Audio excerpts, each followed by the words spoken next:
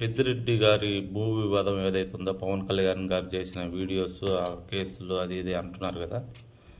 అయితే పవన్ కళ్యాణ్ గారు వీలు చూసుకొని ఈ పెద్దిరెడ్డి గారిది ఒకటే ఏదో చేసి వదిలేసామని కాకుండా రాష్ట్రంలో చాలా భూములు చాలా ఆక్రమణకు జరిగిపోయి ఉన్నాయి. ఇంతకుముందు సజ్జల రామకృష్ణ గారి రెడ్డి గారిది కూడా ఏదో చెప్పారు, అదేమైందో తెలియదు.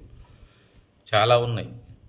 అంటే అవి అలాగే వదిలేయకుండా కనీసం కొంతవరకైనా కొంతమేరకైనా ప్రయత్నించి ఇంకా ఎన్ని ఉన్నాయో కొన్ని వీలు చూసుకొని బయటకు లాగుతుంటే మంచిదని నా అభిప్రాయం. ఎందుకనంటే ఈ పెద్దిరెడ్డి గారిని ఒక్కడే చేసి కామ్గా ఉండిపోతే ఉన్నది కదా Paytm batch, YCP Paytm batch, ఆయన టార్గెట్ చేసినట్టు, ఆయన తప్పేం లేనట్టు మిగతా భూములన్నీ వారి ఎవరు గురించి పట్టించుకోరు, ఎవరైనా పట్టించుకుంటే వాళ్ళు టీడీపీ వాళ్ళు వస్తూ ఉంటుంది ఆ భూముల్లో, మళ్ళీ వాళ్ళ జోలికి పోతే ఈయన చంద్రబాబు నాయుడు గారు ఒప్పుకోరని చెప్పి వాళ్ళ జోలికి పోవడం, ఇలాంటి మాటలు మాట్లాడుతున్నాను.